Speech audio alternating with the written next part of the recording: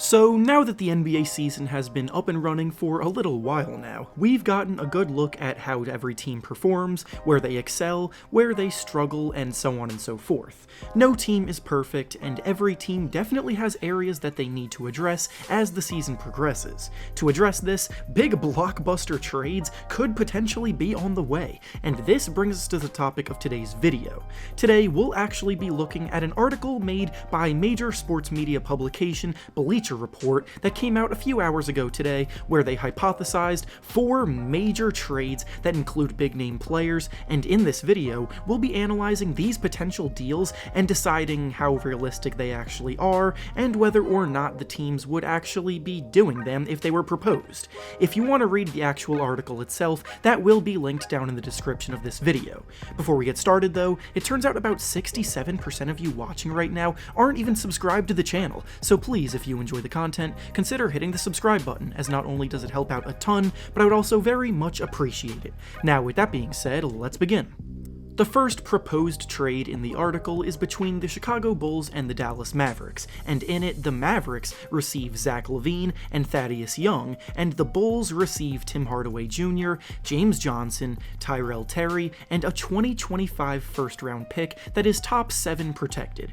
Now, as the season progresses, it really seems like Zach Lavine is going to be a hot commodity in the trade market if the Bulls aren't in playoff contention again. Lavine has become an incredibly dynamic scoring threat who has even shown very good promise as a secondary playmaker regarding his passing and setting up those around him, especially in recent games. The Mavericks are taking some very good strides as a team led by budding superstar Luka Doncic, but many are under the impression that if they want to take the leap towards becoming legitimate title contenders in the Western Conference, they need a third star, and Lavine could be just that. As for the Bulls side of things, I honestly don't think this is a bad offer at all from their perspective. Both Hardaway Jr. and James Johnson are expiring contracts that would free up about $35 million of cap space in 2021 free agency, and it would give the new members of their front office that just came in this offseason more freedom to design the team how they see fit. Plus, the likelihood of the Mavericks pick being in the top 7 in 2025 is slim to none because of how they're going to be contending for a while, so the value of an additional first-round pick bolsters things as well. Now, is this enough value in return for a star like Zach Lavine? Probably not. It's a decent offer in theory, but ultimately I think the Bulls would be the ones to veto it.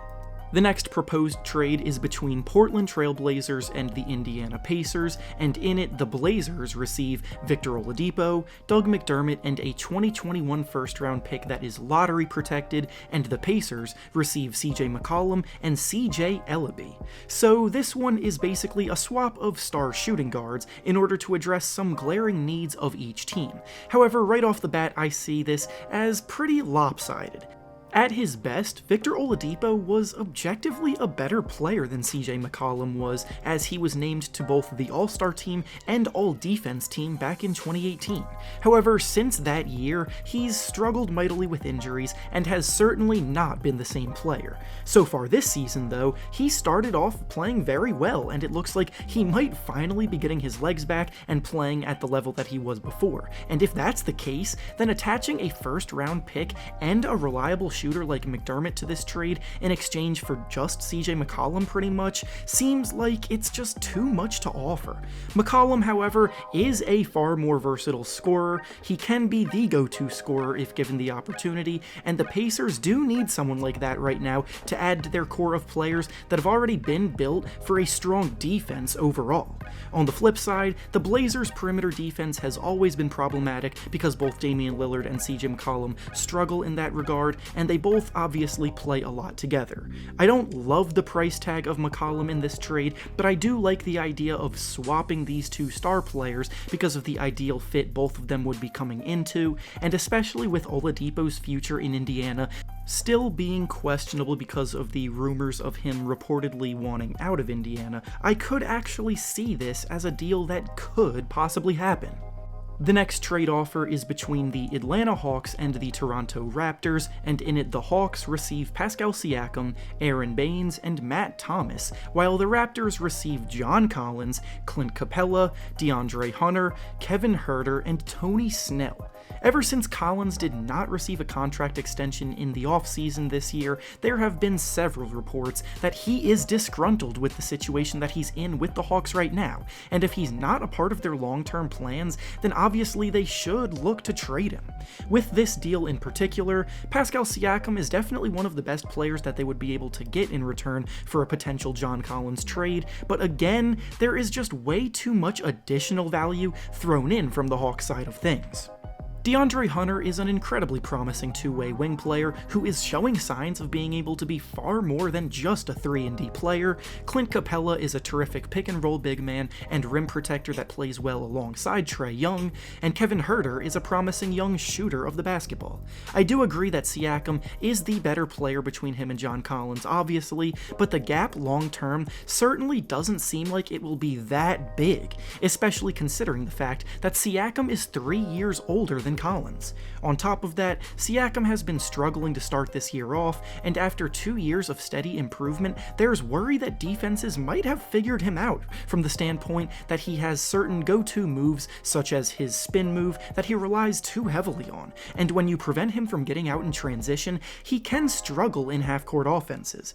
I do like Matt Thomas as a budding sharpshooter and bench piece for any team, and Aaron Baines is a decent big man as well, all things considered, but overall, I think this trade has the Hawks giving up a lot of their promising youth to acquire a player like Siakam that isn't that big of an upgrade long term, so ultimately the Hawks would not do this deal.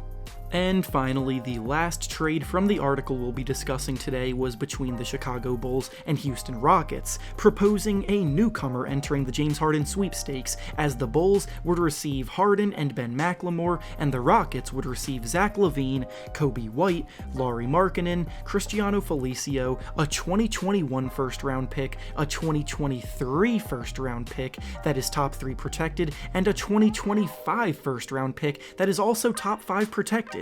Just right off the bat, I'm going to say that this one, at least from my perspective, makes the least amount of sense of all of the trades we've discussed today. The entire purpose of making a trade for James Harden this year would be to launch your team into title contention, and this trade does not do that for the Chicago Bulls. In this deal, we see the Bulls trade away a lot of their key contributors right now, as along with Zach Lavine, we see Kobe White and Lauri Markkanen entered the deal, who are both not only promising young players, but are also very key contributors to the team right now.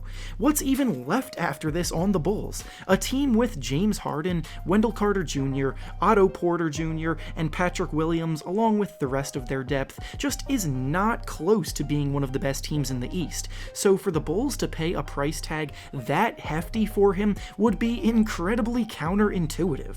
From the Rockets' perspective, this is probably one of the best offers they could receive, but I really don't know what the logic would be for the Bulls to do this, knowing that they still wouldn't have that good of a shot of winning it all this year afterward, especially if they have to mortgage their future to do so. This is the kind of price a team will have to pay for a player of Harden's caliber. It's just not one that makes sense in this particular instance. And with that being said, that's all I have for you today. Make sure to like the video, subscribe to the channel, and comment down below what you think about the hypothetical blockbuster trades we discussed today. Thanks for watching, and I'll see you all next time.